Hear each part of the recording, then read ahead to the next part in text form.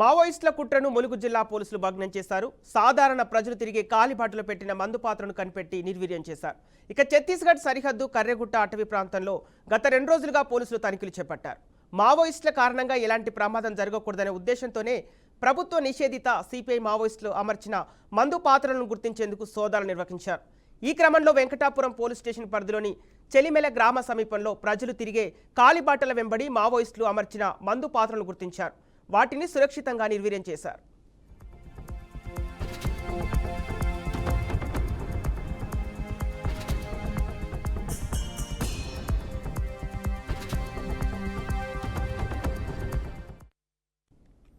ములుగు జిల్లాలో మావోయిస్టులు పెట్టిన మందు పాత్ర పేలి ఇటీవల ఓ వ్యక్తి మృతి చెందాడు. జగన్నాథపురం అటవీ ప్రాంతంలోని కొంగాలగుట్టపై పోలీసుల కోసం పెట్టిన మందు పాత్ర పేలడంతో ఇల్లందుల యేసు అనే వ్యక్తి బలయ్యాడు.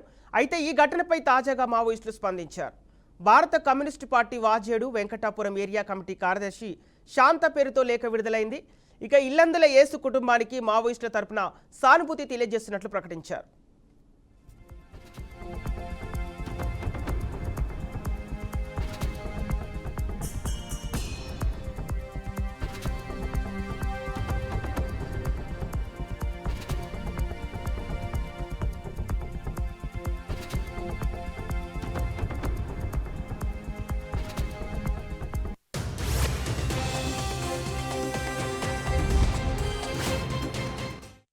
దీనికి సంబంధించి పూర్తి డీటెయిల్స్ మా వరంగల్ ప్రతినిధి భాస్కర్ అడిగి తెలుసుకుందాం. భాస్కర్, అంటే ములుగు జిల్లాలో మావోయిస్టులు అమర్చిన మందు పాత్ర గల కారణాలేంటి?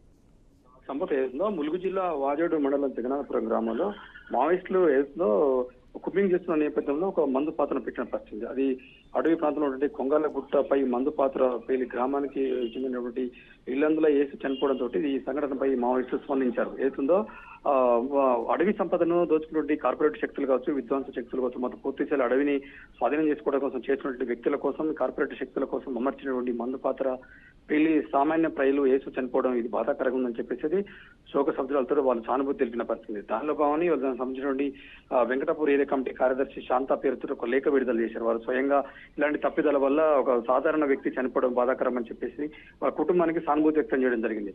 అంటే ఒక అటవీ సంపద ఏదైతుందో ఆ దేశంలో రాష్ట్రంలో ఉన్నటువంటి అటవీ సంపదను మొత్తం పూర్తిస్థాయి కార్పొరేట్ శక్తులు దోచుకోవడం వల్ల సాధారణ ప్రజలకు అడవిని నమ్ముకొని ఉన్నటువంటి గిరిజనులు కావచ్చు, ట్రైబల్స్ మొత్తం అన్యాయానికి గురవుతారని చెప్పేసి కేంద్ర రాష్ట్ర ప్రభుత్వాలు, దోపిడీ ప్రభుత్వాలు ప్రధానంగా బ్రాహ్మణ హిందుత్వ వ్యవస్థని పారదోలడం కోసం, ప్రజలందరికీ సామాన్య కట్టుబెట్టడం కోసం అడవి ఉన్నటువంటి గిరిజన ప్రాంతాల్లో నివసించే గిరిజనులకు మాత్రమే అటవీ ఉన్నటువంటి సంపద వాళ్ళు సొంతం చేయడం కోసం చేసినటువంటి ఇలాంటిలో భాగంగా సామాన్య వ్యక్తులు చనిపోవడం కొంచెం బాధాకరంగా ఉందని చెప్పేసి మావోయిస్టులు ఎక్కువ విడుదల చేయడం జరిగింది.